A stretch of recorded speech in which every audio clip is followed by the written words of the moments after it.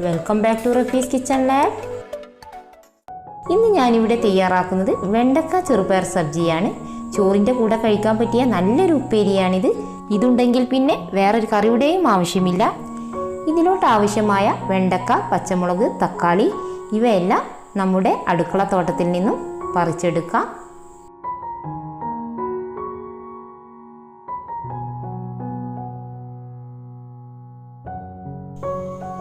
നല്ല ടേസ്റ്റുള്ള മുളകാണിത്. പാകത്തിനുള്ള എരിവേ ഉണ്ടാവുകയുള്ളൂ. ഇത്തവണ അത്യാവശ്യം പച്ചക്കറികളൊക്കെ കിട്ടിയിട്ടുണ്ട്. അടുക്കളയിലെ വേസ്റ്റാണ് ഞാനിതിൽ വളമായി ഉപയോഗിക്കുന്നത്. ആദ്യം വെണ്ടക്കയും പച്ചമുളകും കഴുകി വൃത്തിയാക്കിയതിന് ശേഷം കട്ട് ചെയ്തെടുക്കാം.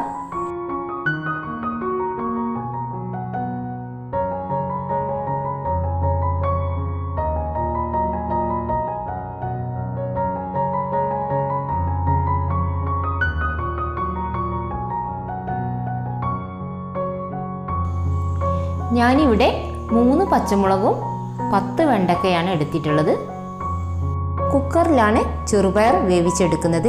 5 മണിക്കൂർ കുതിർത്ത് വെച്ച് കഴുകി വൃത്തിയാക്കിയ 1/2 കപ്പ് ചെറുപയറാണിത്. ഇതിലോട്ട് ഒരു മീഡിയം സൈസിലുള്ള തക്കാളിയും ആവശ്യത്തിന് ഉപ്പും ചേർത്ത് കൊടുക്കുക.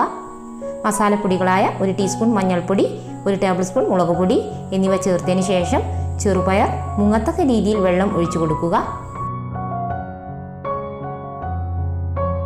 ഇനി ഇത് ഒരു വിസിൽ വരെ വേവിച്ചെടുക്കുക. ഇപ്പോൾ വിസിലെല്ലാം വന്നിട്ടുണ്ട്. സ്റ്റീം പോയതിന് ശേഷം ഓപ്പൺ ചെയ്ത് നോക്കുക. ചെറുപയറെല്ലാം പെർഫെക്റ്റായി കിട്ടിയിട്ടുണ്ട്. വെന്ത് കുഴഞ്ഞു പോകാൻ പാടില്ല. ഇനി മൺചട്ടി വെച്ച് വെണ്ടക്ക വഴറ്റിയെടുക്കാൻ വേണ്ടി ഫ്ലെയിം ഓണാക്കി കൊടുക്കാം. അത് ചൂടായി വരുമ്പോൾ 2 ടീസ്പൂൺ വെളിച്ചെണ്ണ ഒഴിച്ച് കട്ട് ചെയ്ത വെണ്ടക്ക, പച്ചമുളക് എന്നിവ ചേർത്ത് കൊടുത്ത് വഴറ്റിയെടുക്കുക. വെണ്ടക്കയുടെ കൊഴുപ്പ് പോയി കിട്ടാനാണ് വഴറ്റിയെടുക്കുന്നത്. ഇനി ഇതിലോട്ട് കറിവേപ്പിലയും 3 വറ്റൽമുളകും ചേർത്ത് കൊടുക്കുക. നല്ലവണ്ണം വഴറ്റിയെടുക്കാം.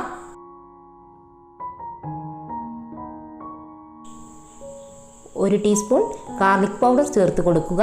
ഇത് വീട്ടിൽ തന്നെ തയ്യാറാക്കിയെടുത്ത ഗാർലിക് പൗഡറാണ്. ഗാർലിക് പൗഡർ ഇല്ലാത്തവർ ഗാർലിക് പേസ്റ്റ് ചേർത്ത് കൊടുത്താലും മതി.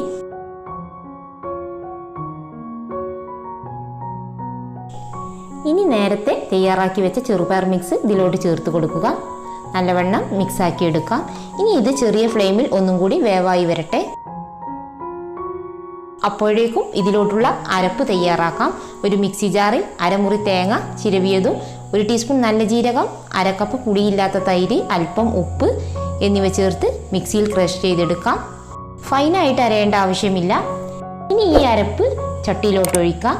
നല്ലവണ്ണം മിക്സാക്കി എടുക്കാം.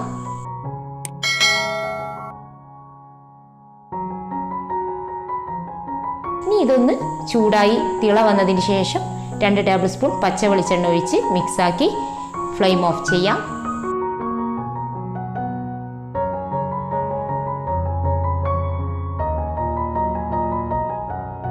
ഇപ്പോൾ നമ്മുടെ സ്വാദിഷ്ടമായ വെണ്ടക്ക ചെറുപയർ സബ്ജി റെഡി ആയിട്ടുണ്ട്.